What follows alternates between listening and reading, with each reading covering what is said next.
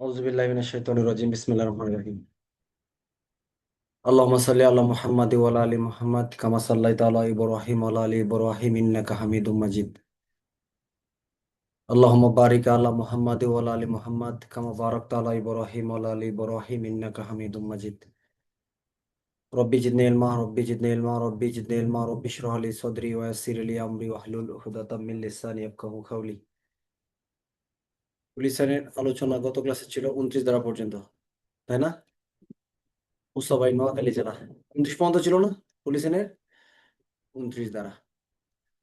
পুলিশের 29 ধারার শাস্তি কে দিবে? পুলিশ না ম্যাজিস্ট্রেট? ম্যাজিস্ট্রেট আদালতে। কতদিন? 3 মাস, 3 মাস মনে রাখবেন। 3 মাসের বেতনের অর্থদণ্ডের ক্ষেত্রে আর 3 মাসের কারাদণ্ড। পুলিশের 28 ধারার শাস্তি কে দিবে? ম্যাজিস্ট্রেট আদালতে। কতদিন? 600, 200, 200 টাকা এবং 6 মাস পর্যন্ত। এগুলো প্রায় শাস্তি হয়, কিন্তু শাস্তিগুলা এমসিকিউ পরীক্ষার প্রশ্ন হয়। তারপরে পুলিশের 20 ধারায় শাস্তি আছে? পুলিশের 20 ধারা শাস্তি আছে? নাই, শাস্তি নাই। আছে কত ধারায়? 19 ধারায়। কত টাকা? অনধিক 50 টাকা। অনধিক 50 টাকা। পুলিশ আইনের 7 ধারায় শাস্তি: গুরুদণ্ড, লঘুদণ্ড। কর্তব্য অবহেলার জন্য বা অসতর্কতাভাবে কাজ করার জন্য দণ্ড আছে 4টে, মনে আছে? হ্যাঁ। অনধিক 1 মাসের বেতন জরিমানা। 15 দিনের জন্য আটক, নজরবন্দি বা শ্রমসাধ্য কাজ করানো। সদাচরণের বেতন থেকে বঞ্চিত করা। আর হলো বিশেষ ভাতা বা পদ রহিত করা, তাই না? আচ্ছা, পুলিশ আইনের শাস্তির ধারাগুলো হলো পুলিশ আইনের 7 ধারা, এটা পুলিশ অফিসার দিবে। এছাড়া পুলিশ আইনের শাস্তির ধারা আছে পুলিশ আইনের 18, 19 ধারা, ম্যাজিস্ট্রেট দিবে। পুলিশ আইনের শাস্তির ধারা আছে 28 ধারা, ম্যাজিস্ট্রেট আদালত থেকে হবে। পুলিশ আইনের শাস্তির ধারা আছে 29 ধারা, ম্যাজিস্ট্রেট আদালত থেকে হবে। পুলিশ আইনের শাস্তির ধারা আছে 32 ধারা, ম্যাজিস্ট্রেট আদালত থেকে হবে। পুলিশ আইনের শাস্তির ধারা আছে 34, 34-এর ক ধারা, ম্যাজিস্ট্রেট আদালত থেকে হবে। পুলিশ আইনে 29 ধারা তো বললাম, এগুলো হলো শাস্তির ধারা। পুলিশ আইনে গুরুত্বপূর্ণ প্রশ্নের জন্য 7 ধারা শাস্তি সংক্রান্ত জায়গাগুলো গুরুত্বপূর্ণ। অতিরিক্ত পুলিশ, বিশেষ পুলিশ গুরুত্বপূর্ণ।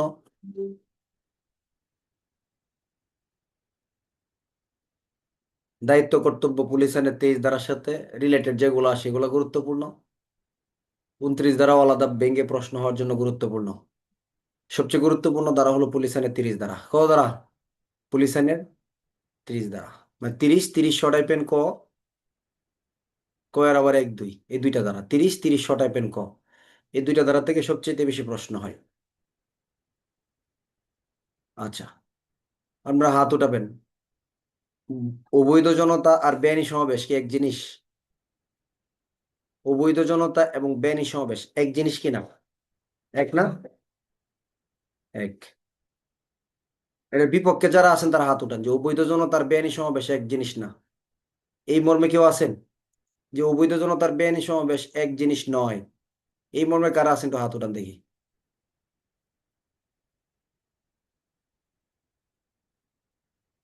আমি কিন্তু দেখতেছি সবাই বলে ঘুরায় ঘুরায়, ঠিক আছে? তাহলে অবৈধ জনতা আর বেআইনি সমাবেশ এক জিনিস নয়, এটার পক্ষে কয়েকজন হাত উঠাইছে। আর অবৈধ জনতার বেআইনি সমাবেশ এক জিনিস, এটা, এটার পক্ষে হাত উঠান কারা কারা দেখি। যে অবৈধ জনতার বেআইনি সমাবেশ একই জিনিস, এই মর্মে হাত উঠান। হাত উঠাতে কষ্ট হয়, মানে আপনারা 10% লোক কথা শুনেন, আর বাকি 90% লোক কথা শুনেন না। আর একটা বিষয় কি জানেন?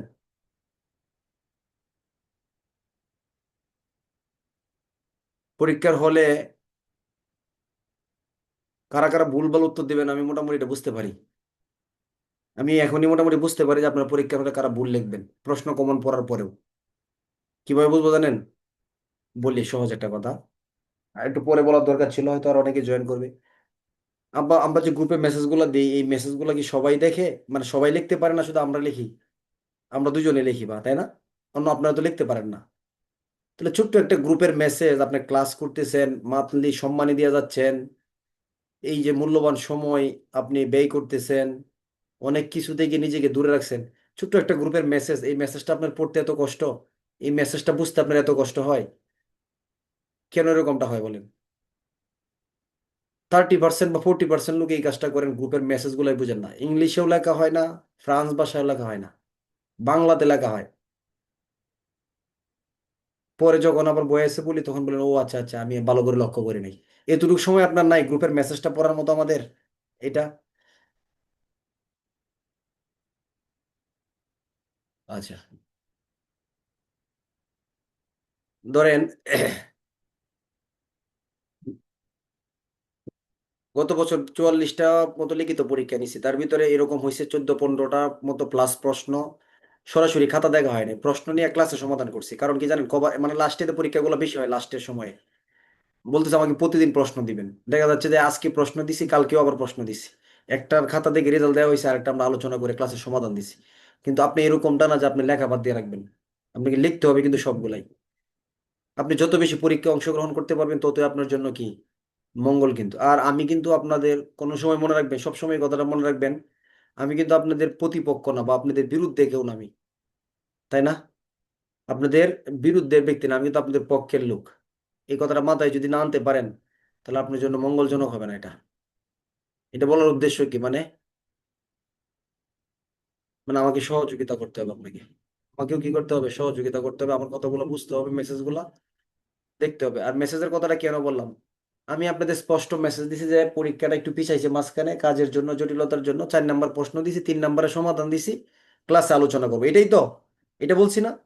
এই মেসেজটা না দেখে আপনারা 3 নাম্বার প্রশ্নের উত্তরপত্রের সমাধান এডমিনের মোবাইলে 200+ খাতা পাঠিয়ে দিয়েছেন। যে 200 লোক খাতা পাঠাইছেন তারা পরীক্ষার হলেও তারা প্রশ্ন না দেখে উত্তর দেওয়া শুরু করে দিবেন। এবং সবসময় আপনাদের এই গ্রুপটার মধ্যে এই কাজটাই করতেছে। আপনাদের আগে একটা গ্রুপ আছে, আমার ওই ব্যাচের স্টুডেন্ট গুলো এরকমটা করে না, একদম সত্য করে বলতেছি। গ্রুপে যে মেসেজটা দিই ওই অনুসারেই কাজ করে, ওইভাবেই তারা মেসেজগুলো ফলো করে। কিন্তু আপনাদের এই ব্যাচের ভিতরে আমি দেখছি যে এই সমস্যাগুলো, গ্রুপের মেসেজ আপনারা দেখেন না। কিন্তু মোটামুটি অনেক দিন সিনিয়র হয়েছেন আমাদের ক্লাসে, এখন এই নিয়মগুলো একটু দেখবেন প্লিজ। আচ্ছা, এটা কিন্তু আমি কাউকে কষ্ট দেওয়ার জন্য বলতেছি না, আমি পরীক্ষার হলের প্রশ্নটা কিন্তু আপনার এরকম হয়ে যাবে, পরীক্ষার হল থেকে বেরোয় পাবেন, ও আমি বুঝতে পারি নাই। আচ্ছা, আমি ক্লাসের সমাধানটা পরে দিব, আগে পুলিশ লাইনটা শেষ করি। যা বলতেছিলাম, তাহলে একটা কথা বললাম যে কারা আছেন পুলিশ লাইনের, এই যে এখন যে হাত তুললেন না, আমার কথাটা গুরুত্ব দিলেন না, কয়েকজন ব্যক্তি হাত উঠাইছেন, আবার অল্প কয়েকজন ব্যক্তি হাত উঠান নাই, বাকি লোকগুলা কিন্তু হাত উঠাই না, কষ্ট করে হাতটা উঠান নাই, মানে আমাকে পছন্দ হয় নাই আপনার, এটা হচ্ছে আমি বুঝলাম আর কি, মানে আপনারা কোনোটাই করেন নাই, এটা করা উচিত ছিল। ঠিক আছে, আচ্ছা যাই হোক, এখন প্রশ্ন হলো, অবৈধ জনতা এবং বেআইনি সমাবেশ কখনোই এক জিনিস না। পদোন্নতি পরীক্ষার ক্ষেত্রে বেআইনি সমাবেশ এবং অবৈধ জনতা নিয়ে ব্যাপক আকারে প্রশ্ন হয়। অবৈধ জনতার প্রশ্ন আসলে আমরা দণ্ডবিধি আইনের 141 ধারা লিখি, আপনার এখানে এইভাবে কেটে দিবে, বলবে এই ছেলে কিচ্ছু জানে না। মানে অবৈধ জনতার সংজ্ঞা আসছে, দণ্ডবিধির 141 লিখে দিছেন, শাস্তি 143, নাম্বার পাবেন না, যত সুন্দরী হাতের লেখা হোক। সেকেন্ডলি, বেআইনি সমাবেশের সংজ্ঞা আসছে, আপনি ধারা দিয়েছেন পুলিশ আইনের 30-এর 2 ধারা, বলবে এই ছেলে আইন জানে না। কারণ বেআইনি সমাবেশের সংজ্ঞা দণ্ডবিধির 141 ধারা। যদি আমি একটু বলি পার্থক্য দুইটার ভিতরে, দেখেন কত পরিমাণ পার্থক্য। আমাকে আরেক মিনিট সময় দিতে হবে প্লিজ।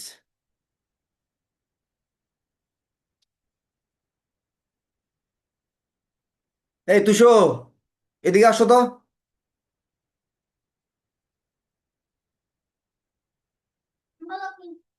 এটা একটু ক্লোজ করে দাও তো, অর্ধেকটা ক্লোজ করো, পুরাটা না, হ্যাঁ।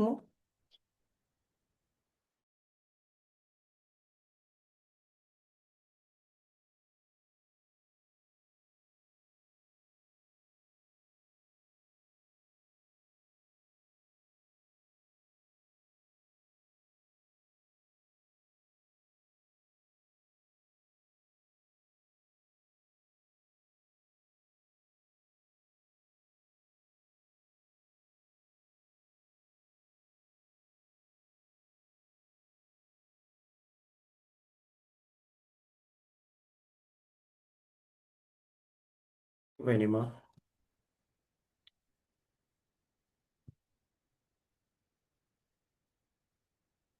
আচ্ছা, যা বলতেছিলাম শুনতে পাচ্ছেন? শোনা যাচ্ছে? ওকে। আমি যা বলতেছিলাম যে অবৈধ জনতা আর বেআইনি সমাবেশের ভিতর পার্থক্য কি? তাহলে কতগুলো পার্থক্য আছে আপনি একটু নেন। যে অবৈধ জনতা এবং বেআইনি সমাবেশের পার্থক্য। বেআইনি সমাবেশের সংজ্ঞা হলো দণ্ডবিধি আইনের কত ধারা? আপনারা বলবেন 141 ধারা। অবৈধ জনতার সংজ্ঞা পুলিশ আইনের 30 ক-2 ধারা। বেআইনি সমাবেশের শাস্তি হয় দণ্ডবিধি আইনের 143 ধারা। আর যদি কোনো জনতা অবৈধ হয়ে যায়, সেই অবৈধ জনতার জন্য শাস্তি বিধান পুলিশ আইনের 32 ধারা। বেআইনি সমাবেশটা দণ্ডবিধি আইনের আওতাধীন অপরাধ, মূল আইনের অপরাধ। অবৈধ জনতার এটা পুলিশ আইনের অধীনের অপরাধ। বেআইনি সমাবেশের অপরাধটা সমগ্র বাংলাদেশের জন্য প্রযোজ্য। অবৈধ জনতার যে অপরাধটা, এটা শুধুমাত্র যেখানে পুলিশ আইনের বিধান আছে সেখানে প্রযোজ্য। বেআইনি সমাবেশের জন্য শাস্তি 6 মাস, মারাত্মক অস্ত্র হইলে 2 বছর। অবৈধ জনতার জন্য শাস্তির পরিমাণ 2 মাস, 200 টাকা ম্যাজিস্ট্রেট আদালতে, 200 টাকা। বেআইনি সমাবেশ ছত্রভঙ্গ করার জন্য আদেশ প্রত্যাহার করতে পারেন সর্বনিম্ন থানার ভারপ্রাপ্ত কর্মকর্তা। সর্বনিম্ন থানার ভারপ্রাপ্ত কর্মকর্তা। অবৈধ জনতার জন্য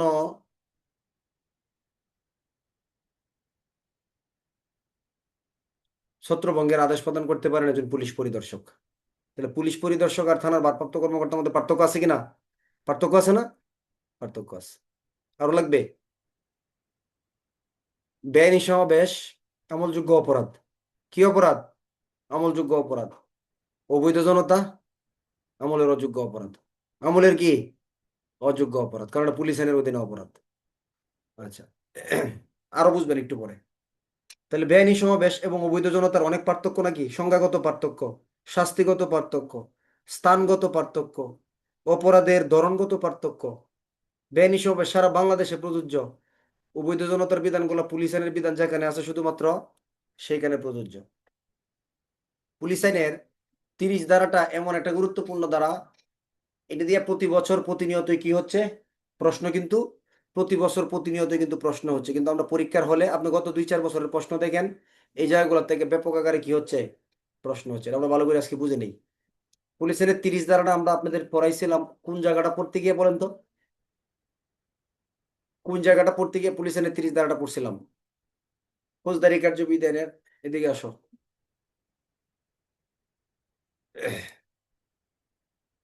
ফৌজদারি কার্যবিধি আইনের 127, তাই না? বেআইনি সমাবেশ 128, এগুলো পড়তে গিয়া। পুলিশ আইনের 30-এর 1-এ বা 30 ধারা আলোচনার বিষয়বস্তু হলো সভা সমাবেশ নিয়ন্ত্রণে। সভা সমাবেশ, এটা এটা ক্লোজ করো, এটা ক্লোজ করো আর এটা দিয়ে যাও। এদের এটা আসতেছে আমার কানে। পুলিশ আইনের 30-এর 1 বা 30 ধারা হলো সভা সমাবেশ নিয়ন্ত্রণে কার ক্ষমতা? পুলিশের ক্ষমতা। পুলিশ সুপার বা অতিরিক্ত পুলিশ সুপার যারা আছেন বা সহকারী সুপারিনটেন্ডেন্ট অফ পুলিশ যারা আছেন, তারা কি করতে পারেন? কোনো সভা সমাবেশ, শোভাযাত্রা, মিছিল, রেলি আছে না, হয় না এগুলা? হয়তো এগুলা কি করতে পারেন? এগুলা নিয়ন্ত্রণ করতে পারেন। দ্বারা হলো পুলিশ আইনের 30-এর 1। একদম বই বন্ধ রাখেন। এগুলো যদি এখন ভালো না বুঝেন, তাহলে পুলিশ প্রবিধানের 132, 33, 34, 35, 36, 37, 38, 39 যে বিধিগুলো আছে, এগুলো কিন্তু বুঝবেন না। ওগুলো পুলিশ আইনের সাথে পুরো রিলেটেড। ওগুলোর সাথে আমরা ওইগুলো পরে যুক্ত করব। তাহলে সভা সমাবেশ নিয়ন্ত্রণ করবে কে? ম্যাজিস্ট্রেট নাকি পুলিশ অফিসার? Police officer. কোন পদের পুলিশ অফিসার?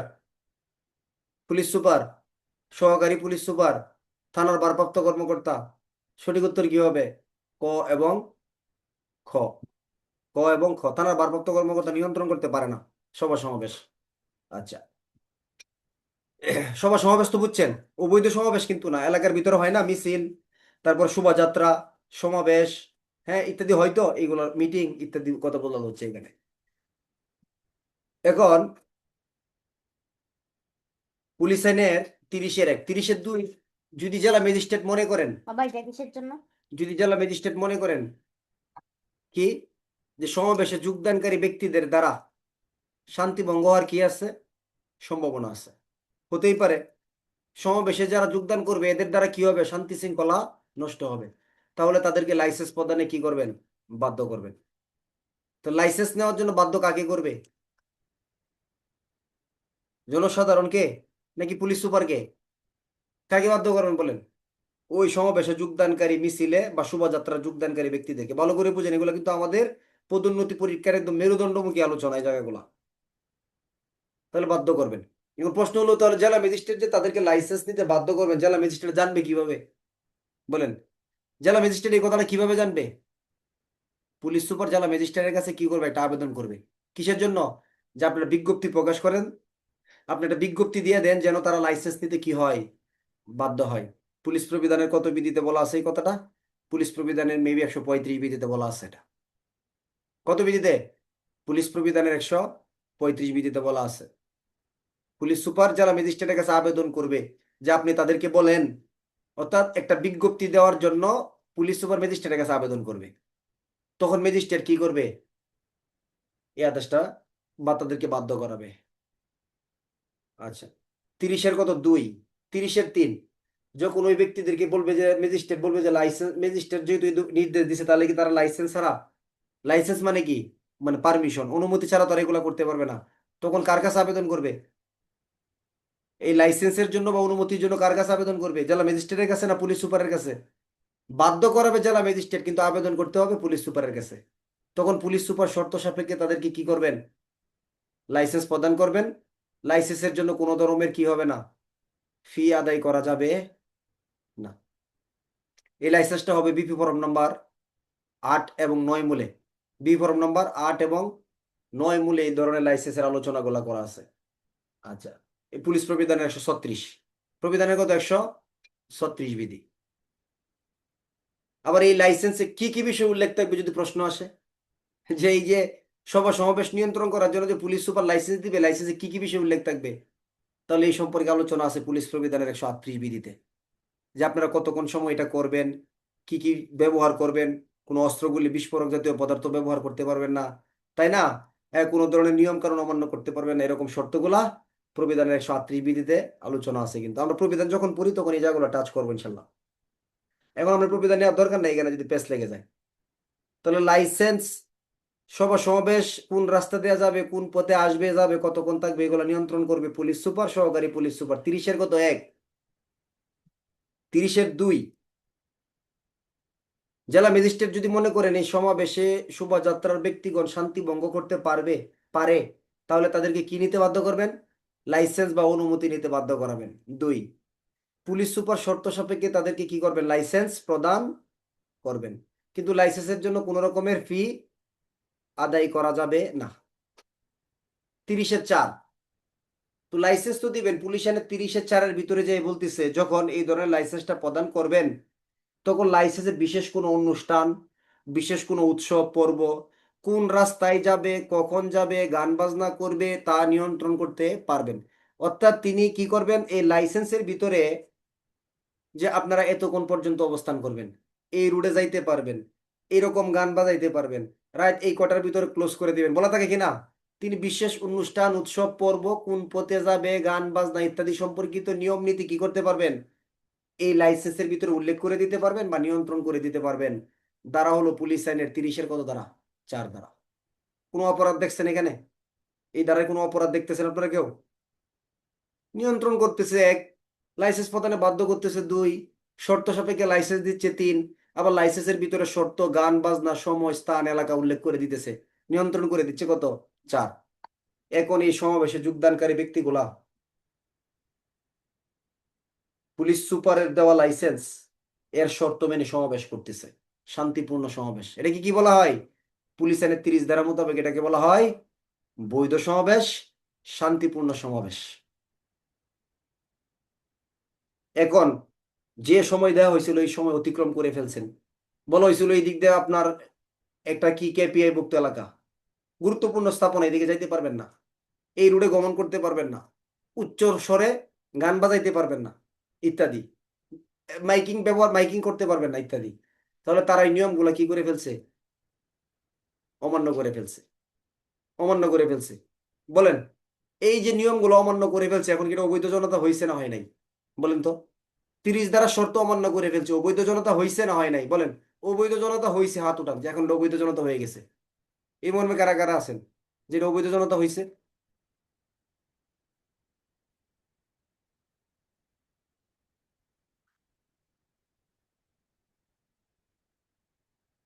আচ্ছা,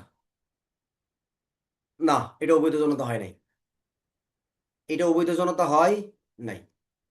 কেন অবৈধ জনতা হয় নাই জানেন? অবৈধ জনতা হওয়ার পূর্বে আরেকটা শর্ত আছে। প্রথমে শর্ত অমান্য করছে।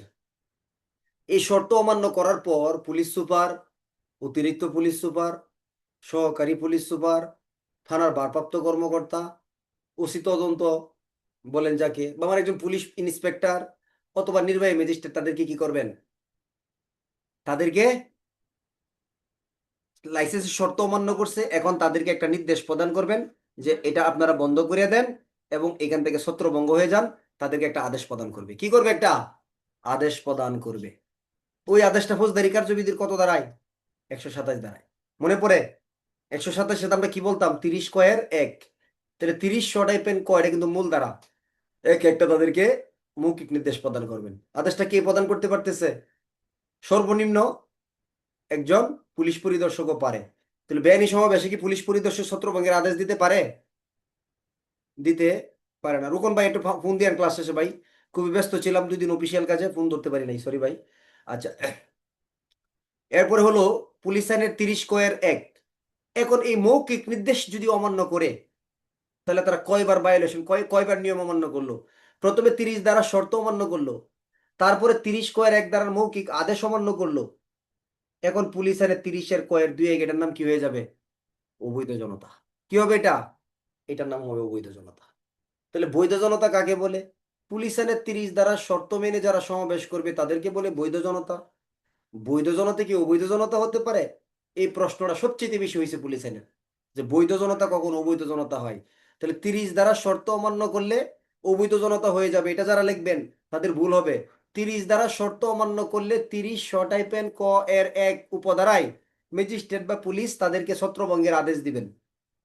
যদি 30 শ টাইপের ক 1 দ্বারার আদেশ অমান্য করে, তখন 30 শ টাইপের ক 2 এটার নাম কি হবে? বেআইনি জনতা বলেন, অবৈধ জনতা বলেন। তাহলে অবৈধ জনতার সংখ্যা কোথায়? পুলিশ আইনের 30 শ টাইপের ক 2।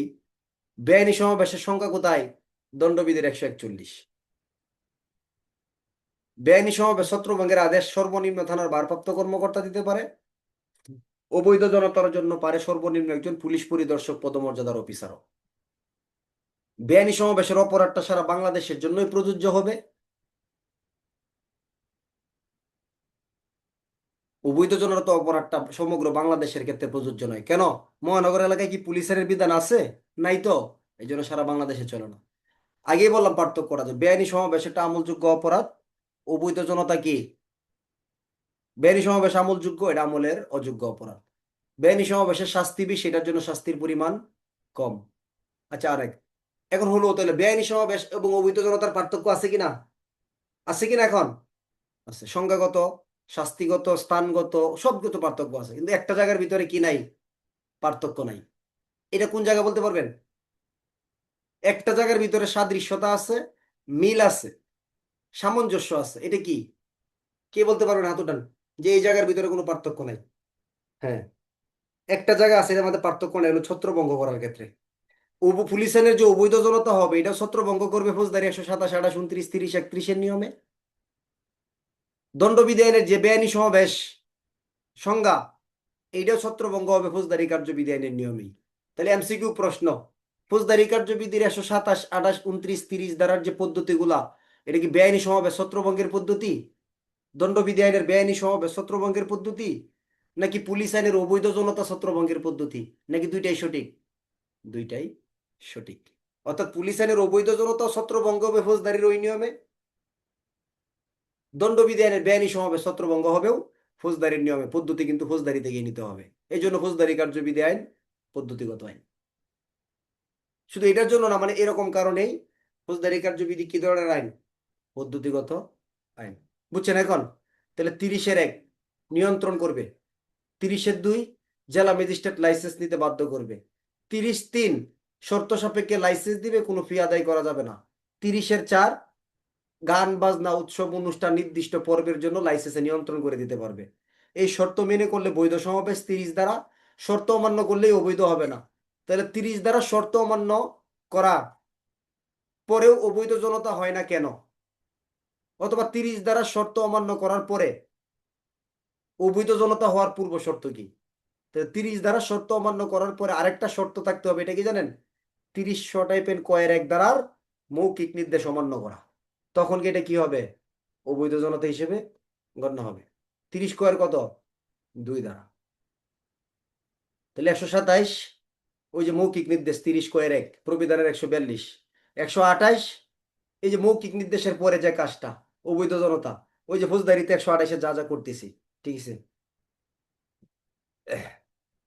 আচ্ছা, ফৌজদারি কার্যবিধি আইনের 100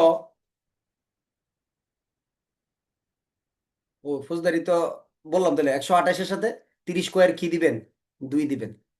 ফৌজদারি কার্যবিধি আইনের এই 3টা ধারা বুঝছেন? তাহলে এখানে কয়টা ধারা পড়ছি বলেন তো আমরা এখন? ধারা কয়টা পড়লাম? এই 30 দ্বারা আর এই যে এতক্ষণ যে আলোচনা করলাম 30 থেকে এখন পর্যন্ত কয়টা দ্বারা আলোচনা হয়েছে? কতগুলো দ্বারা আলোচনা হয়েছে বলেন? দ্বারা আলোচনা হয়েছে 2টা। একটা হলো 30 দ্বারা, আর একটা হলো 30 টাইপেন ক দ্বারা, নাকি? 30 আর একটা হলো 30 টাইপেন ক, এই 2টা দ্বারা আলোচনা হয়েছে, খুব ইম্পর্টেন্ট দ্বারা।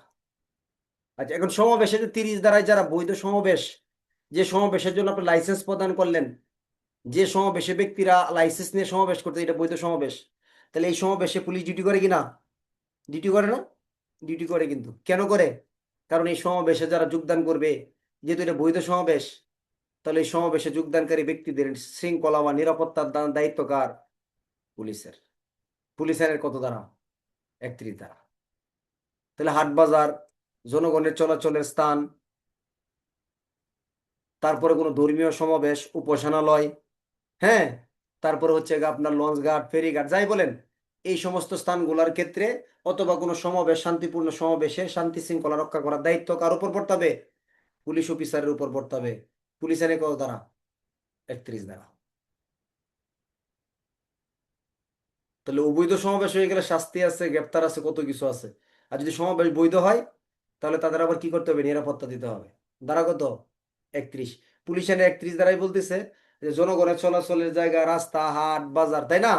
তারপরে কোনো ধরনের উপাসনালয় বা এখানে যাওয়া ইত্যাদি স্থানের বা আপনার সভা সমাবেশের নিরাপত্তার দেওয়ার দায়িত্ব পুলিশের দায়িত্ব এবং কর্তব্যের অন্তর্ভুক্ত, পুলিশ আইনের 31 দ্বারা।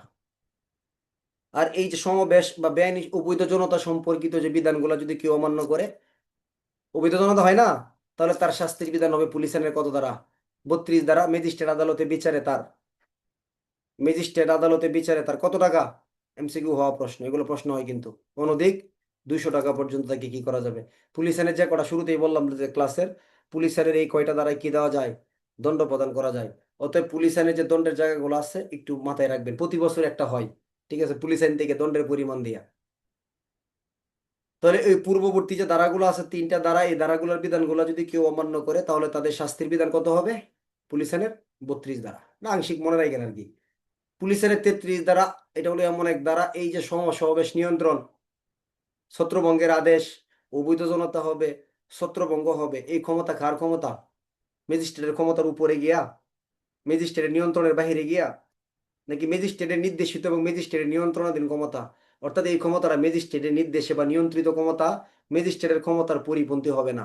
তার মানে এখানেও বোঝা যায় যে এই সমাবেশ নিয়ন্ত্রণের ক্ষেত্রে পুলিশ অফিসার যে ক্ষমতাগুলো প্রয়োগ করবে, এই ক্ষমতাগুলো পুলিশ আইনের 33 ধারা মোতাবেক পুলিশের সকল ক্ষমতা কার নিয়ন্ত্রণে থাকবে? জেলা ম্যাজিস্ট্রেটের নিয়ন্ত্রণে থাকবে।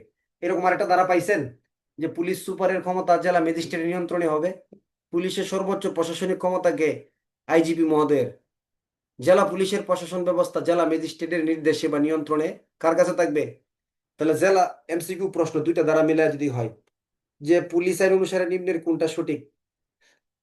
পুলিশের প্রশাসন ব্যবস্থা জেলা ম্যাজিস্ট্রেটের নিয়ন্ত্রণে পুলিশ সুপারের হাতে থাকবে। ক, সভা সমাবেশ নিয়ন্ত্রণে পুলিশের ক্ষমতা জেলা ম্যাজিস্ট্রেটের নিয়ন্ত্রণে পুলিশের হাতে থাকবে। কোনটা সঠিক? দুইটাই সঠিক। একটা হলো পুলিশ আইনের 4 ধারা, আর একটা হলো পুলিশ আইনের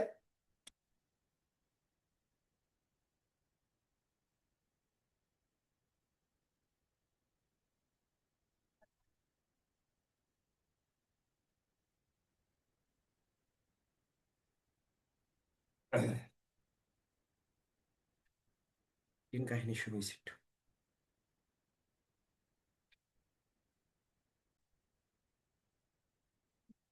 হুম, একটু দাঁড়াও।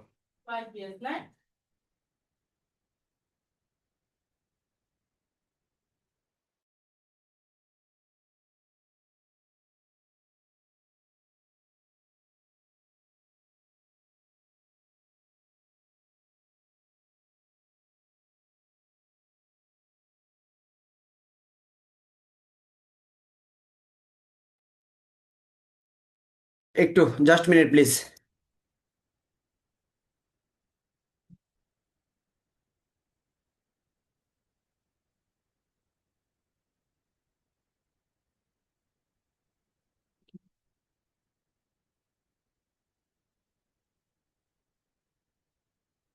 মজিদুর ভাই শুনতে পাচ্ছি কি এই ডিভাইসটা থেকে? সুমন হালদার ভাই শুনতে পাচ্ছেন?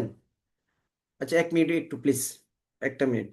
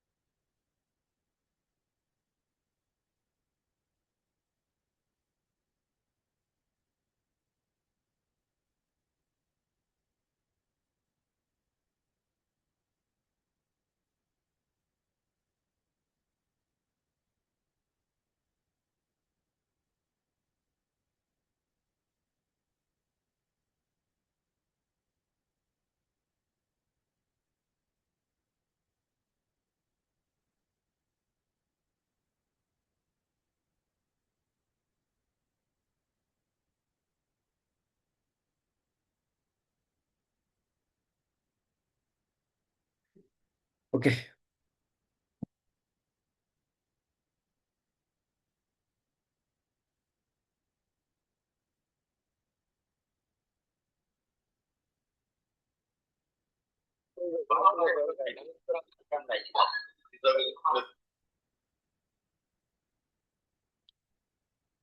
রেকর্ডটা চলতেছে তো না?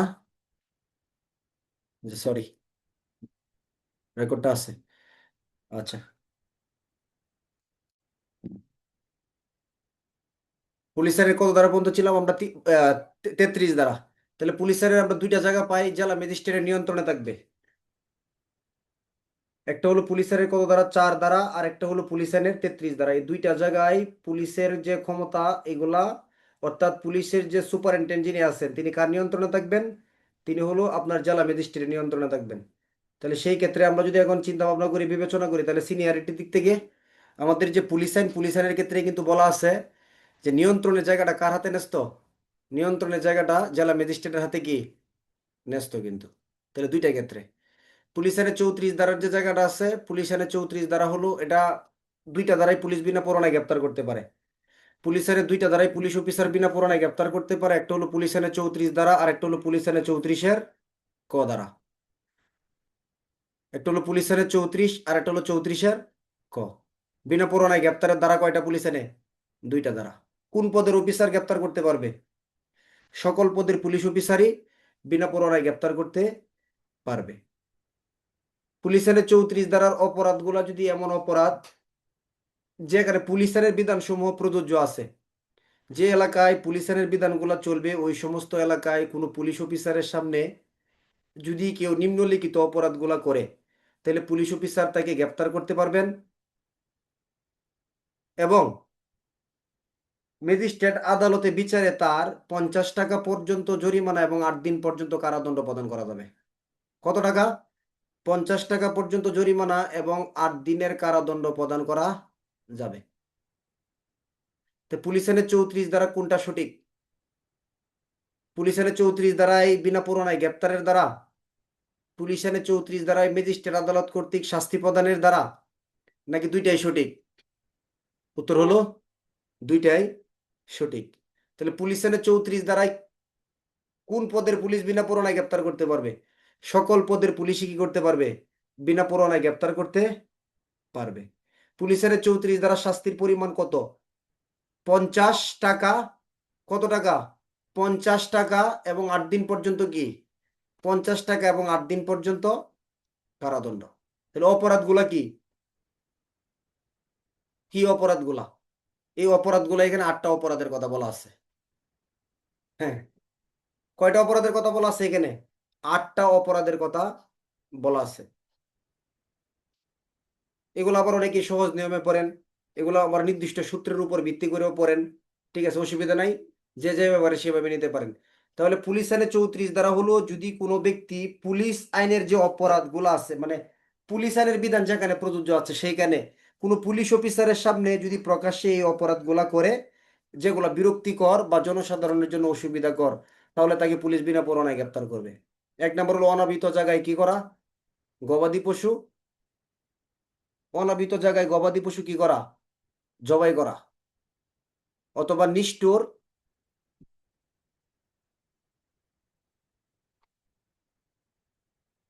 সরি, 1 নম্বর অনাবৃত জায়গায় গবাদি পশু কি করা? জবাই করা। 2 নম্বর নিষ্ঠুর নির্দয়ভাবে কোনো জীবজন্তুকে কি করা? আঘাত করা। এগুলো বড় বড় কথা আছে, শর্ট কথাগুলো নেন, এত বেশি লাগা যায় না পরীক্ষার হলে। 3 নম্বর জনচলাচলের জায়গায় গাড়ি ঘোড়া দাঁড়া করে রাখা। জনচলাচলের জায়গায় কি করা? গাড়ি ঘোড়া দাঁড়া করে রাখা। খোলা জায়গায় বিক্রয়ের জন্য মালামাল ফেলে রাখা। খোলা জায়গায় বিক্রয়ের জন্য কি মালামাল ফেলে রাখা। এটা হলো কয় নাম্বার? 4 নম্বর। রাস্তাঘাটে ময়লা আবর্জনা নিক্ষেপ করা 5 নম্বর।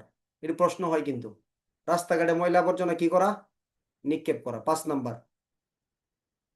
6 নম্বর,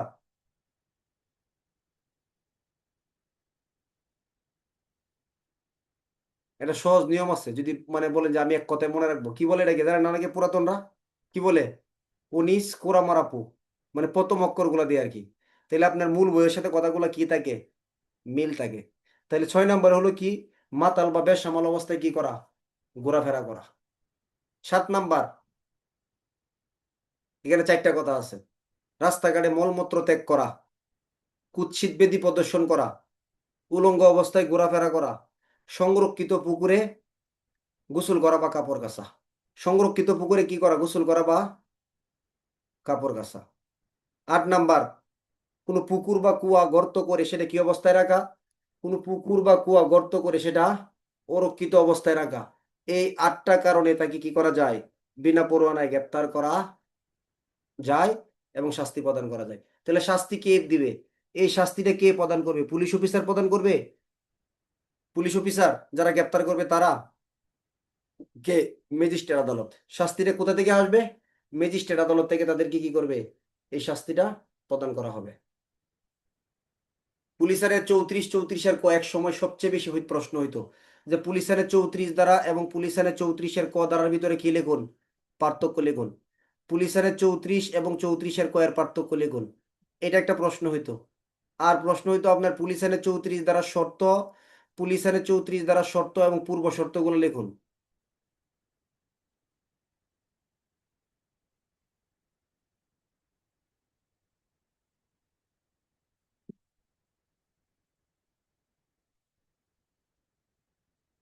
তাহলে 34 ধারার অপরাধগুলো গ্রেপ্তার করার জন্য শর্ত হলো কি? অপরাধটা পুলিশ অফিসারের সামনে হইতে হবে, জনসাধারণের জন্য বিরক্তিকর হইতে হবে, এবং এটা যেখানে বাংলাদেশে যে এলাকায় পুলিশের বিধানগুলো আছে সেই এলাকায় অপরাধটা হইতে হবে। যে সমস্ত এলাকায় পুলিশ,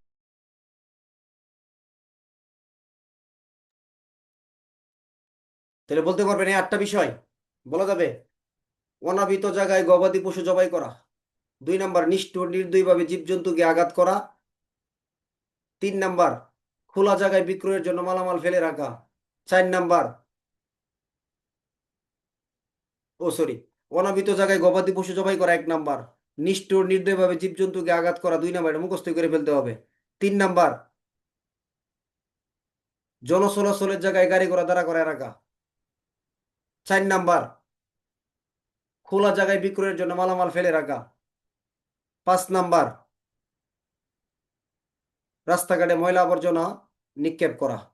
6 নাম্বার, মাতাল বা বেসামাল অবস্থায় ঘোরাফেরা করা। 7 নাম্বার, এখানে 4টার যে কোনো একটা, রাস্তাঘাটে মলমূত্র ত্যাগ করা, এটা লিখতে পারেন। কুৎসিত বেদী প্রদর্শন করা, উলঙ্গ অবস্থায় ঘোরাফেরা করা, অথবা সংরক্ষিত পুকুরে গোসল করা বা কাপড় কাচা। 8 নাম্বার, কোনো পুকুর বা কুয়া গর্ত করে কি রাখা? অরক্ষিত রাখা। তাহলে গ্রেপ্তার করতে পারবে যে কোনো পুলিশ বিনা পরোয়ানায়। তার শাস্তি হবে কতদিন? 8 দিন এবং 50 টাকা পর্যন্ত অর্থদণ্ড। পুলিশ আইনের 34। পুলিশ আইনে কত ধারা? 34 ধারা। পারা যাবে ইনশাল্লাহ? বলতে পারবেন? তাহলে সহজে কি বলে, অনিস কোরামার আপু, যারা পুরাতন তারা এই নিয়ম জানে, এই সূত্র জানে অনেকটা। অর্থাৎ এই 8টার প্রথম 8টা কথা। তাহলে সরে হতে অনাবৃত জায়গায় গবাদি পশু জবাই করা বা মৃত পশু চামড়া খনন করা, বড় বড় কথা আছে, দরকার নাই। 2 নাম্বার, নি নিষ্ঠুর নির্দয়ভাবে জীবজন্তুকে আঘাত করা। জ জনচলাচলের জায়গায় গাড়ি ঘোড়া দাঁড়া করে রাখা। খো খোলা জায়গায় বিক্রয়ের জন্য মালামাল কি করে রাখা? ফেলে রাখা। রা রাস্তাঘাটে ময়লা আবর্জনা নিক্ষেপ করা। এরপরে মাতাল অবস্থায় বা বেসামাল অবস্থায় কি করা? মাতাল বা বেসামাল অবস্থায় কি করা? ঘোরাফেরা করা। তারপরে মাতাল বা বেসামাল অবস্থায় ঘোরাফেরা করা। তারপরে কি? 7 নাম্বারে হলো 4টা বিষয়। 7 নাম্বারে কয়টা? 4টা। কি কি 4টা? রাস্তাঘাটে মলমূত্র ত্যাগ করা, রাস্তাঘাটে মলমূত্র ত্যাগ করা, কুৎসিত বেদী প্রদর্শন করা, উলঙ্গ অবস্থায় ঘোরাফেরা করা। উলঙ্গ অবস্থায় ঘোরাফেরা করা, আর এটা কি? আরেকটা হলো আপনার সংরক্ষিত পুকুর বা পুকুরে বা কোথায়, এগুলোর ভিতরে কি করা? গোসল করা বা কাপড় কাচা। আর 8 নাম্বার হলো কোনো পুকুর বা কুয়া গর্ত করে কি রাখা? অরক্ষিত অবস্থায় রাখা। 8টা বলেন তো সবাই, একবার চেষ্টা করেন।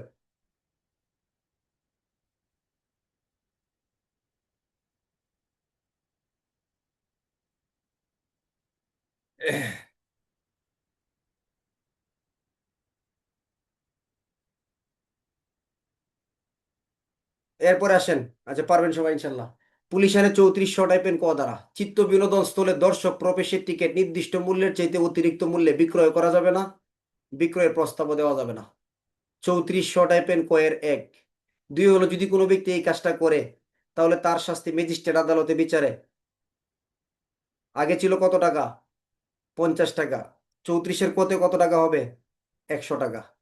আগে ছিল কতদিন কারাদণ্ড? 8 দিন। এখানে কত হবে? 3 মাস। নাকি?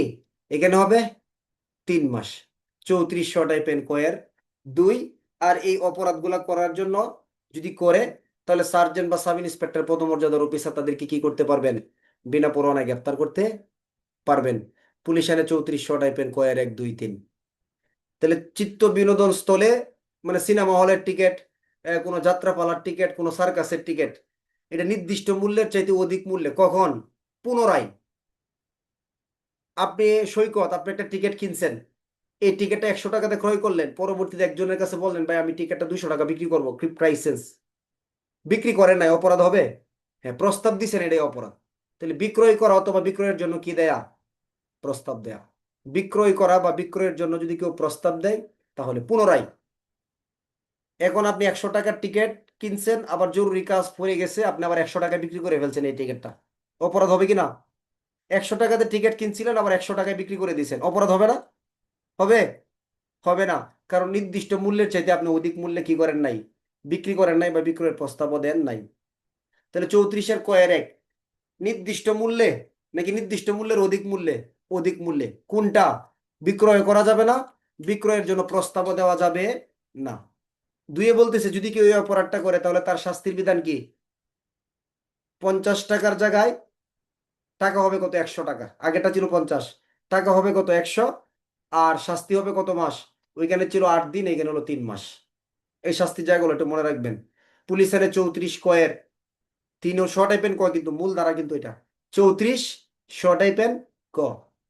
ডিএমপি ডিএমপি অধ্যাদেশের 93 শ টাইপের ক ধারা, 93 কত ধারা? ক ধারা। পুলিশ আইনে 34-এর সাথে। আর 34 কয়ের 3 হলো কি? তাদেরকে গ্রেপ্তার করতে পারে। কোন পদের অফিসার? সকল পদের অফিসার? সকল পদের না, সার্জেন্ট এবং সাব ইন্সপেক্টর পদমর্যাদার নিম্নে নয় এমন পদমর্যাদার অফিসার তাদেরকে গ্রেপ্তার করতে পারবে। যদি বলে দেখ কয়ের 1, 2, 3 এতগুলো পড়তে পারবো না, ডাইরেক্ট চিত্ত বিনোদন চিত্ত বিনোদন স্থলে দর্শক প্রবেশের টিকিট নির্দিষ্ট মূল্যের চাইতে অধিক মূল্যে বিক্রি করা যাবে না, বিক্রয়ের প্রস্তাব দেওয়া যাবে না। এখন যদি বলে 34-34-এর ক দ্বারা পার্থক্য পারবেন না, তাহলে 34 দ্বারা অনেকগুলা কারণ, এইখানে হলো এই টিকিট সম্পর্কিত কারণ। 34 দ্বারা গ্রেপ্তার সকল পদের পুলিশ অফিসার পারে। 34-এর ক সার্জেন্ট সাব ইন্সপেক্টর পারে। 34-এর শাস্তি হলো 50 টাকা, এখানে হলো 100 টাকা। ওইখানে হলো 8 দিন, এখানে হলো 3 মাস। কি মাস?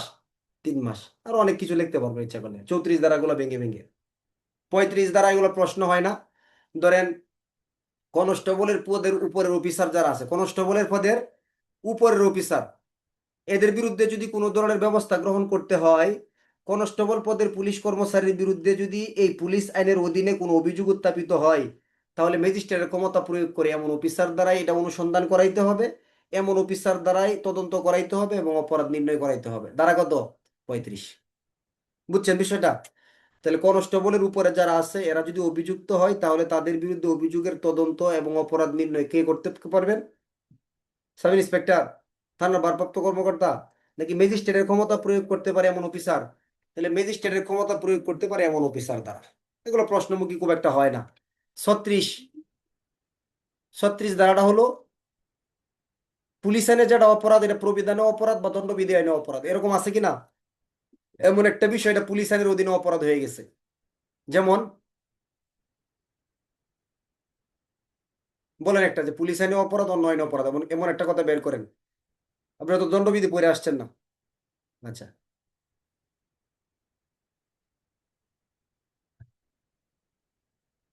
যেমন ধরেন, হ্যাঁ, পুলিশ আইনের 29 ধারায় কি বলছে? হেফাজতে আসামিকে কি করা যাবে না? নির্যাতন করা যাবে না, করা যাবে না, এই কথা বলা আছে না?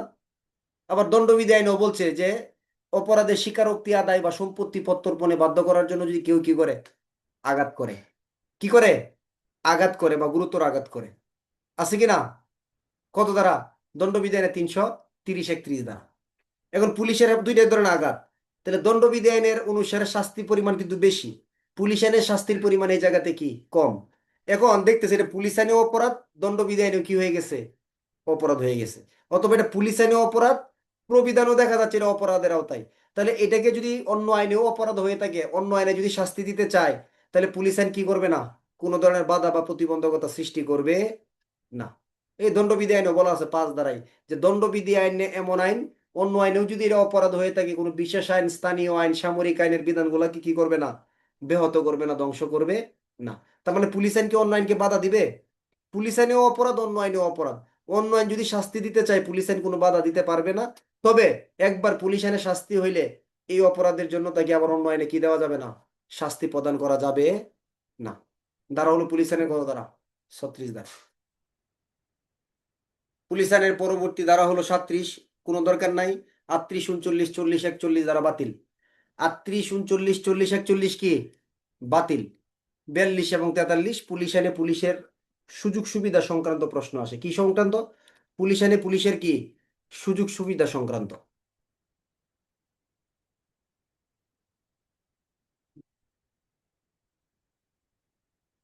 আচ্ছা, যদি পুলিশের বিরুদ্ধে কোনো মামলা দায়ের করতে হয় কোন আইন অনুসারে, পুলিশ আইনের অপরাধের জন্য যদি কোনো পুলিশের বিরুদ্ধে কোনো কি করতে হয়, এই আইনের অধীনে মামলা দায়ের করতে হয়, তাহলে সেটা কতদিনের ভিতরে করতে হবে? অপরাধের তারিখ থেকে 3 মাসের মধ্যেই করতে হবে। এবং 1 মাস পূর্বেই তার পুলিশ সুপারকে, অথবা তার এএসপি বা সার্কেল অফিসারকে, অথবা যে মামলার কি হবে, আসামি হবে, তাই না, তাকে কি করতে হবে, জানাইতে হবে। এনএড এমসিকিউ প্রশ্ন যদি করে যে মামলা করলে কত দিনের ভিতরে করতে হবে, 3 মাস, কোন মামলা এটা? এই আইনে স্পষ্ট বলা আছে যে পুলিশ আইন অনুসারে কোনো অপরাধের জন্য কাহার বিরুদ্ধে মামলা। এমসিকিউ প্রশ্ন যে পুলিশ আইনের 42 ধারায় বলা আছে অপরাধের জন্য মামলা করলে 3 মাসের ভিতরে করতে হবে। এটা কি কোনো ফৌজদারি অপরাধ সংক্রান্ত মামলা, দেওয়ানি অপরাধ সংক্রান্ত কোনো মামলা, নাকি পুলিশ আইনের অধীনে কোনো অপরাধের মামলা? পুলিশ আইনের অধীনের অপরাধের বিরুদ্ধে কোনো অভিযোগ, তাই না? বা কোনো তার বিরুদ্ধে তাহলে কতদিনের ভিতরে করতে হবে? যেমন বলুন, পুলিশ আইনের আবার মামলা কি? পুলিশ আইনের 29 ধারার যে কার্যক্রম গুলো আছে, এগুলো তার মিসকন্ডাক্ট, অসদাচরণের জায়গায় পড়তে পারে, আর অনেক জায়গায় হতে পারে। আচ্ছা, তাহলে 3 মাসের ভিতরেই করতে হবে। আর 1 মাস পূর্বে কাকে জানাইতে হবে যদি প্রশ্ন আসে? তার পুলিশ সুপারকে জানাইতে হবে। এমসিকিউ প্রশ্ন, যে 1 মাস পূর্বে কাকে জানাইতে হবে? পুলিশ সুপারকে জানাইতে হবে, সার্কেল অফিসার বা তার সহকারী পুলিশ সুপারকে জানাইতে হবে, বা আসামি বা বিবাদীকে জানাইতে হবে। তাহলে সবকটাই সঠিক। অথবা দেওয়া আছে, সবকটাই কি আছে, সঠিক আছে।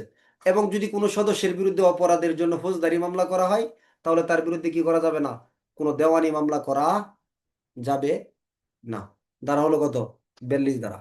বুঝছেন? তাহলে মামলা করলে 3 মাসের ভিতরে করতে হবে। 1 মাস পূর্বে কি করতে হবে, তার পুলিশ সুপারকে বা বিবাদীকে বা তার সহকারী পুলিশ সুপারকে জানাইতে হবে। ফৌজদারি কোনো মামলা হইলে তার জন্য দেওয়ানি মামলা করা যাবে না। 42 ধারা। 43 ধারা, কোনো পুলিশ অফিসারের বিরুদ্ধে এমন অভিযোগ আসছে, এমন বিশেষ কোনো কারণে তার বিরুদ্ধে অভিযোগ বা দায়ের করা কোনো বিষয় সম্পর্কে পুলিশ কর্মকর্তার নামে যদি মামলা হয়ে যায়, তাহলে পুলিশ কর্মকর্তা বলতে পারবেন এটা আমি ম্যাজিস্ট্রেটের আদেশে করছি, অথবা পরোয়ানামূলে করছি। এই মর্মে তিনি ডিফেন্স বা আত্মপক্ষ সমর্থন আনতে পারবেন। এবং যদি আত্মপক্ষ সমর্থন প্রমাণিত হয়, তাহলে এটা কি হবে, গ্রাহ্য হবে, বা তিনি সেই ক্ষেত্রে কি পাবে, মুক্ত পাবে। মানে এই দুইটা ধারা আসে কি রে, পুলিশ এনে পুলিশের সুবিধা কি? তাহলে 42 ধারা আলোচনার প্রেক্ষাপট হলো পুলিশের বিরুদ্ধে কতদিনের ভিতরে মামলা করতে হবে, কতদিন পূর্বে তার কর্তৃপক্ষকে জানাইতে হবে। এটা বন্ধু ক্লাস শেষ করে ফোন দিচ্ছি তোমাকে। ধারা কত? 42। 43 হলো কি, আপনি পুলিশ অফিসার হিসেবে বেআইনি সমাবেশে একটা অপরাধ করে ফেলছেন, কারো আঘাত করছেন, গুলি করছেন, ইত্যাদি ইত্যাদি, কোনো ব্যক্তিকে গ্রেপ্তার করে ফেলছেন, আপনাকে অভিযুক্ত করে ফেলছে, মামলা দিছে। তাহলে আপনি কি করতে পারবেন, যে আমি এই কাজটা আমার নিজের ক্ষমতায় করি নাই, আমি ম্যাজিস্ট্রেটের নির্দেশে বা ওয়ারেন্ট বলে করছি।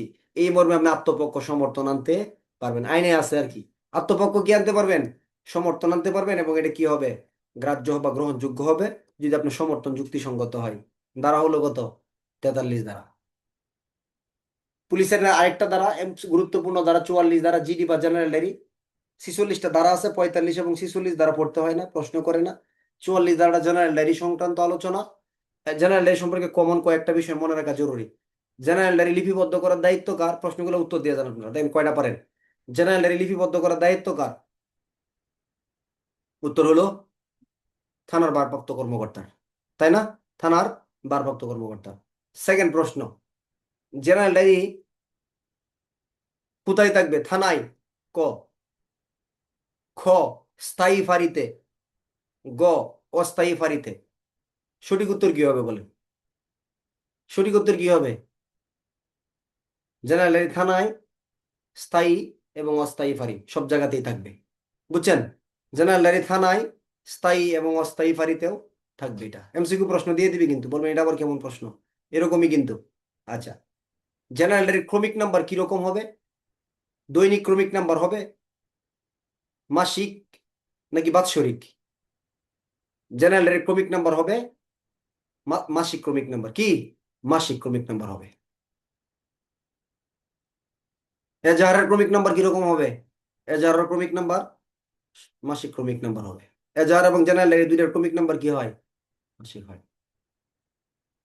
তারপরে জেনারেল ডায়েরি সঠিকভাবে লিপিবদ্ধ করা হলো কিনা, এর ভিতরে ভুল ত্রুটি হয়েছে কিনা, এটার জন্য দায়ী কে থাকবে? এটার জন্য দায়বদ্ধতা কার? থানার ভারপ্রাপ্ত কর্মকর্তা। থানার ভারপ্রাপ্ত কর্মকর্তা। জেনারেল ডায়েরি কয় কপি হবে? এই কথাগুলো বুঝলে প্রশ্ন কমন পড়বে। কয় কপি হবে? কয় কপি হয় জেনারেল ডায়েরি? জেনারেল ডায়েরির জন্য কয়টা কার্বন কপি ব্যবহার হয় এটা বলেন? কয়টা কার্বন কপি ব্যবহার হবে জিডির জন্য? একটা কার্বন কপি ব্যবহার হবে। কয়টা?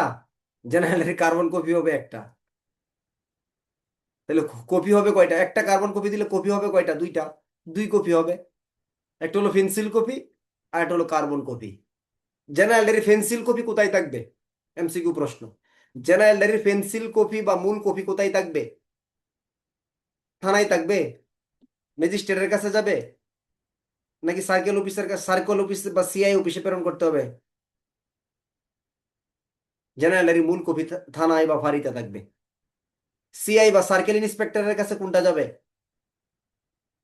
সিআই বা সার্কেল ইন্সপেক্টরের কাছে তার কার্বন কপি যাবে। কোন কপি? কার্বন কপি যাবে। জেনারেল ডায়েরি কত পৃষ্ঠার রেজিস্টার? জেনারেল ডায়েরি 200 পৃষ্ঠার রেজিস্টার। এর অন্য কি নাম? এর অন্য নাম আছে স্টেশন ডায়েরি, জরুরি ডায়েরি, রোজনামচা, অনেক নাম বলা যায় এটাকে।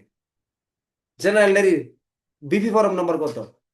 জেনারেল ডায়েরি বিপি ফরম নম্বর 65, বাংলাদেশ ফরম নম্বর 5365। জেনারেল ডায়েরি সকাল কয়টায় খোলা হয়? সকাল কয়টায় খোলা হয়? সকাল 8টায় খোলা হয়।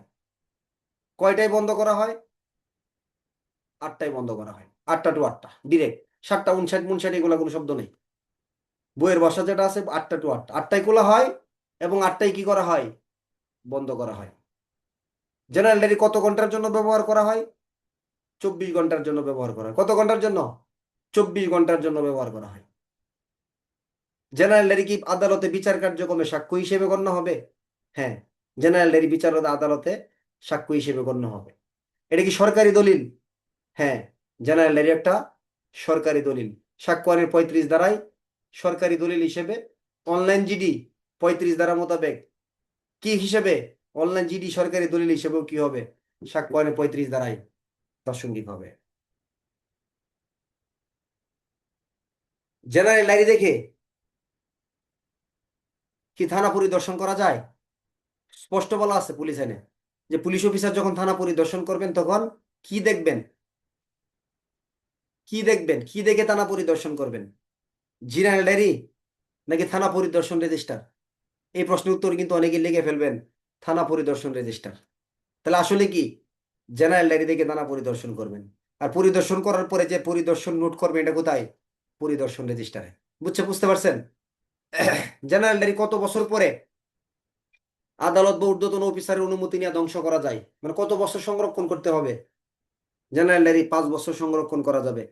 5 বছর পরে ঊর্ধ্বতন অফিসার বা আদালতের অনুমতি নেওয়া জেনারেল ডায়েরি ধ্বংস করা যাবে। অনেকে কিন্তু ফোন দেন আমাদেরকে, স্যার আগের জিডি রাখতে চাচ্ছি না, সিনিয়র স্যার জিজ্ঞেস করতেছে তাহলে এটা কি আমরা কত বছর পরে করা যায়? অনেকেই মাঝখানে ফোন দিছেন এরকম। তাহলে কত বছর এটা?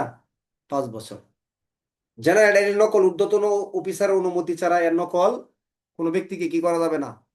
প্রদান করা যাবে না। এতে কি কি বিষয়? সব প্রশ্ন করতেছি কিন্তু আমি আপনাদেরকে, আপনার উত্তর দেওয়া যাচ্ছে না সব। সব কিন্তু উত্তর দিচ্ছেন আপনারা, তাহলে এই জন্য আপনাদের জন্য সহজ হয়ে যাচ্ছে এটা। জেনারেল ডায়েরি কি কি বিষয় লিপিবদ্ধ করতে হয়? আমলযোগ্য অপরাধের বিষয় নাকি আমলের অযোগ্য অপরাধের বিষয়?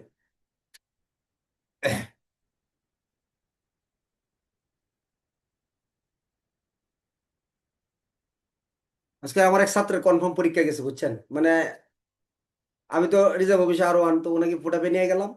তো আমার ডি স্যার খুবই মানে বিচক্ষণ অফিসার, এবং খুবই আইনের বিষয়গুলো বা এই বিষয়গুলো খুব মানে এপিবিএন এবং বিভিন্ন জায়গায় ট্রেনিং একাডেমি, তারপরে হচ্ছে আপনার সারদা, ইন সার্ভিস, এই সমস্ত জায়গায় স্যার চাকরি করছে। তাহলে পদটা এই বিষয়টা চ্যালেঞ্জিং ছিল না? একটু চ্যালেঞ্জিং ছিল। ভাবছি তো স্যার আজকে মনে খবর আছে। তো দেখা যাচ্ছে যে প্রশ্ন করছে এই পুলিশের কত সালে হয়েছে, মানে স্যার খুব সিম্পল প্রশ্ন করছে। স্যার প্রথমে আমার তোমার ছাত্র, আমি উত্তর দেওয়ার আগে বলতে জি স্যার, আমি স্যারের ছাত্র ছিলাম, মানে আমার স্টুডেন্টই ছিল। 24 সালে প্রমোশন হয়েছে। আচ্ছা, খুব ভালো ছেলে। এখন বলতে স্যার 1861 সালে হয়েছে স্যার, সর্বমোট 46টা ধারা আছে। তখন ডি স্যার মানে প্রশ্ন ওইভাবে আর করে না, বলছে আচ্ছা ঠিক আছে তাহলে 1861 সালে হয়েছে কত নম্বর আইন? বলছে 5 নম্বর আইন। আহ, জিডি কত দ্বারা, মানে খুব সিম্পল প্রশ্ন করছে, জিডি কত দ্বারা? তো ও দেখি যে বলা শুরু করছে, বিপি ফরম, বাংলাদেশ ফরম সহ যা আছে সব বলা শুরু করছে, ঠিক আছে। তো স্যার আর প্রশ্ন দিকে খুব একটা অগ্রসর হয় নাই পরে আর, ঠিক আছে। খুব একটা অগ্রসর হয় না, যে ঠিক আছে পদস্থায়ী করে দিল। আচ্ছা, মানে বুঝতে পারছে সেটা আইন সম্পর্কে ভালো জানে। আর পদস্থায়ী করার সময় কিন্তু ম্যাক্সিমাম জায়গাতে আইন সম্পর্কে আপনাকে কিছু টুকটাক কি করবে, জিজ্ঞাসা করবে, কিন্তু এই জন্য পড়তে হবে। আচ্ছা, আরো এক দুটা প্রশ্ন করছে, সিম্পল প্রশ্নই। ফৌজদারি জেনারেল ডায়েরি সম্পর্কে কি কি লিখবেন? আমলযোগ্য অপরাধ নাকি আমলের অযোগ্য অপরাধ? দুইটাই সঠিক। আমলযোগ্য এবং আমলের অযোগ্য অপরাধ দুইটা সম্পর্কে কি করতে হবে? এই জেনারেল ডায়েরিতে লিপিবদ্ধ করতে হবে। আর কি? তাহলে জেনারেল ডায়েরি কাকে বলে বলবেন না? জেনারেল ডায়েরি কাকে বলে? জেনারেল ডায়েরি এভাবেও লিখতে পারেন। জেনারেল ডায়েরি ইংরেজি থেকে কি বলা হয়? জেনারেল ডায়েরি তো ইংরেজি শব্দ নাকি? জেনারেল ডায়েরি জিডি, সংক্ষেপে জিডি বলা হয়। এটাকে বিশ্লেষণ করলে জেনারেল ডায়েরি বলা হয়, তাই না? বা সাধারণ ডায়েরি। আচ্ছা, বা সাধারণ রেজিস্টারও বলতে পারবেন। এটা BP form number 65, Bangladesh form number 5365 মূল্যে 200 পৃষ্ঠার একটা মূল্যবান জরুরি রেজিস্টার। থানা এলাকার সমস্ত আমলযোগ্য অপরাধের সংবাদ, আমলের অযোগ্য অপরাধের সংবাদ এবং থানা পুলিশের দৈনন্দিন কার্যক্রম কি? থানা পুলিশের দৈনন্দিন কার্যক্রম যে ডায়েরিতে লিপিবদ্ধ করা হয়। এই তিনটা শব্দ যদি বলেন তাহলে আর কিচ্ছু থাকে না। থানা এলাকায় আমলযোগ্য অপরাধ, আমলের অযোগ্য অপরাধ এবং থানা পুলিশের দৈনন্দিন কার্যক্রম যে ডায়েরিতে লিপিবদ্ধ করা হয় তাকে কি বলা হয়? জেনারেল ডায়েরি বলা হয়।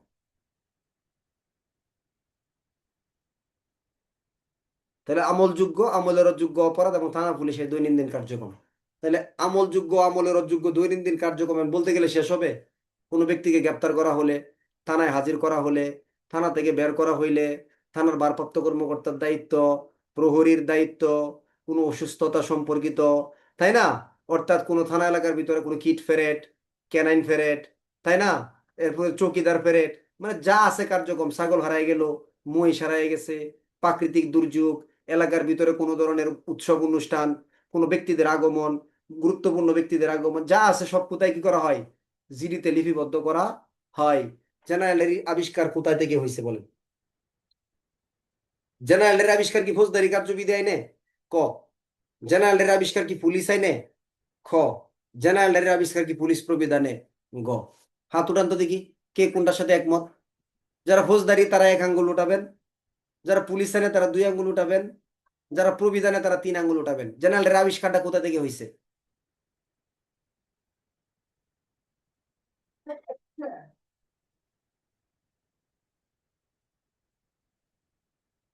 আচ্ছা, তাহলে মতভেদ আছে অনেকের। অনেকে আঙ্গুল উঠানোর ক্ষেত্রে আমি 3টা দেখতেছি, অনেকে আবার বড় আইন মনে করে ফৌজদারি একটা দেখতেছি। জেনারেলের আবিষ্কার হলো পুলিশ আইনে। কিভাবে? কত কোন আইনে? পুলিশ আইনে। পুলিশ আইন থেকে জেনারেলের আবিষ্কার, পুলিশ আইনে কত ধারা থেকে? 44। পিআরবি থেকে কিভাবে হয়? পিআরবি হলো 1943 সালে, পুলিশ আইন হলো 1861 সালে। তাহলে 1861 সালে 44 ধারা তো জিডির কথা বলা আছে। তাহলে এখান থেকে গিয়ে 377 বিধিতে কি হয়েছে? বিবরণ আসছে। তাহলে পুলিশ আইন থেকেই তো পিআরবি আবিষ্কার, তাহলে জেনারেল ডায়েরি আবার কিভাবে পিআরবির আবিষ্কার হইতে পারে? এটা নর্মাল একটা সাধারণ কমন সেন্সের বিষয় না বলেন? এটা স্বাভাবিক সেন্সের বিষয়, কিন্তু যে কোন আইনটা আগে হয়েছে এটা চিন্তা করলে তো হয়ে যায়। এই তো, এই ছিল আমাদের আজকের পুলিশ আইন পর্যন্ত আলোচনা। আপনাদের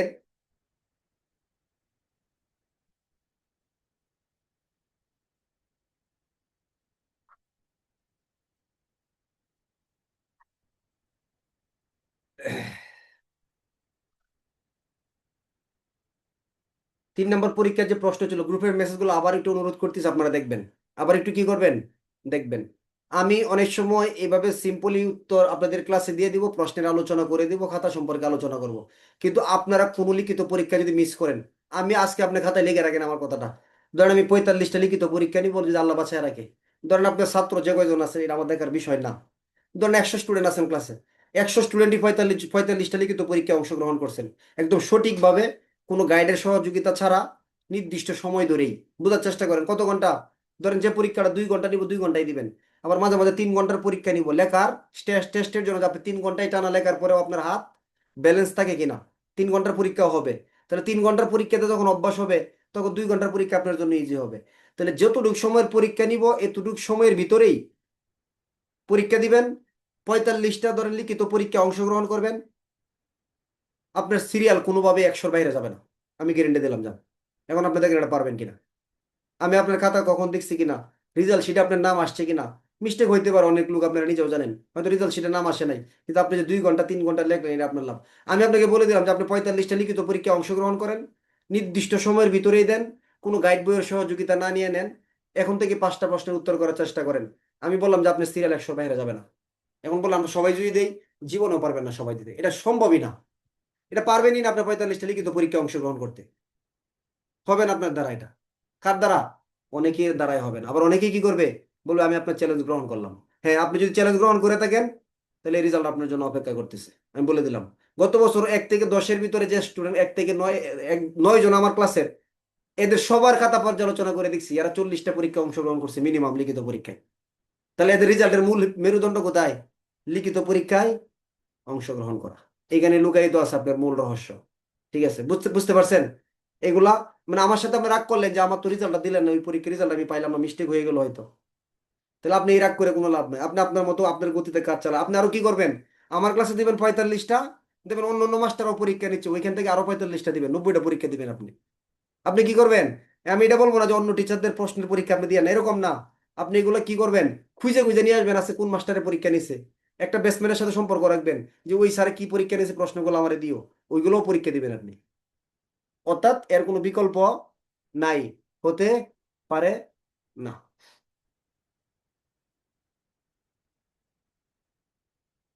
বেআইনি সময় বলতে কি বোঝেন, সংজ্ঞা লিখবেন, 141 দণ্ডবিধির 143 ছত্রভঙ্গের পদ্ধতি, ধারাগত সমাধান পাইছেন আপনারা অনেকে, এটাও দেখেনও নাই যে আমি এটা দিচ্ছি, দেখেনও না, আমি জানি অনেকে দেখেনও নাই। ঠিক আছে, বললাম না 200+ খাতা পাঠাই দিচ্ছেন মেসেজটা দেওয়ার পরেও।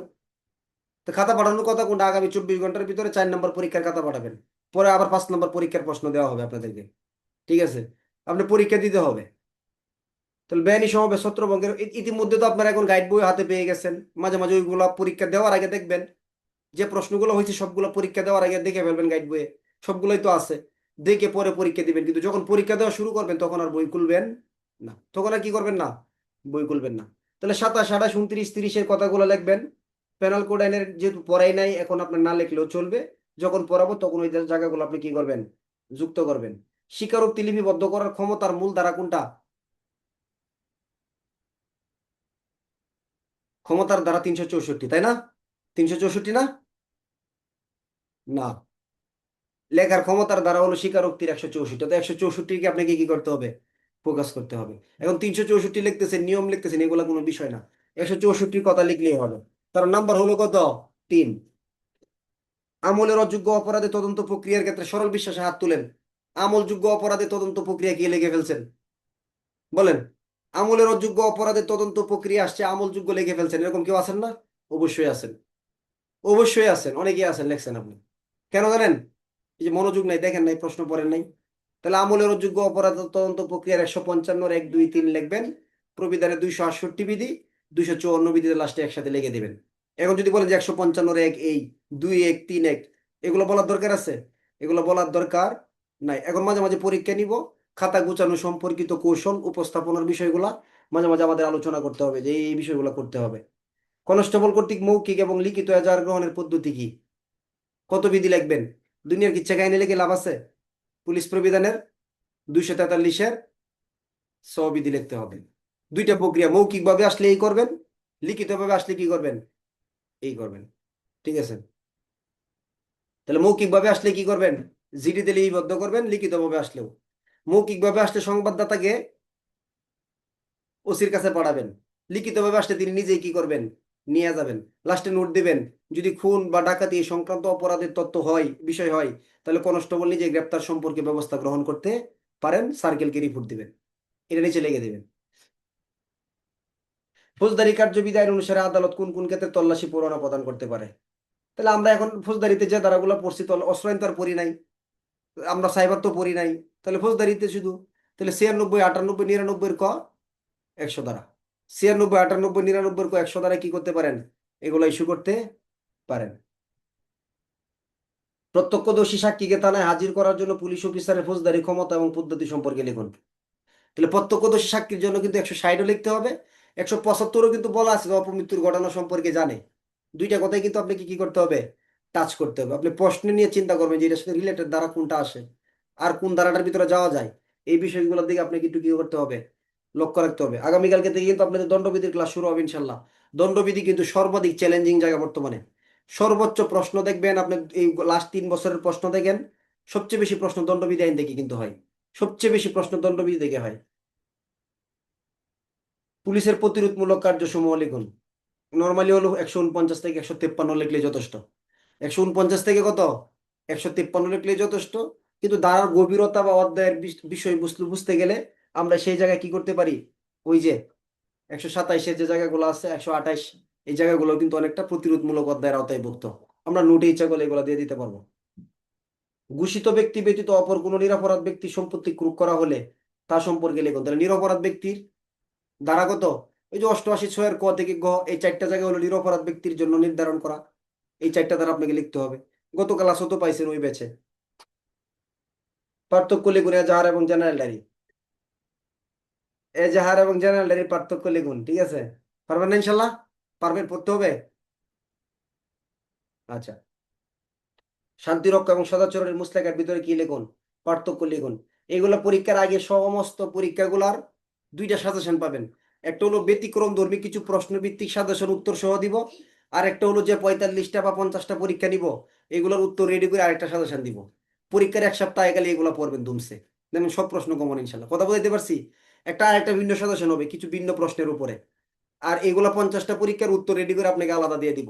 আপনার প্রিন্ট করে পড়বেন 1 সপ্তাহ, 10 দিন, 15 দিন, গিয়ে দেখবেন সব প্রশ্ন এখান থেকে কমন ইনশাল্লাহ। ঠিক আছে, লেগে থাকেন। স্বাভাবিক পদোন্নতির দরজা কিন্তু বন্ধ হয় নাই।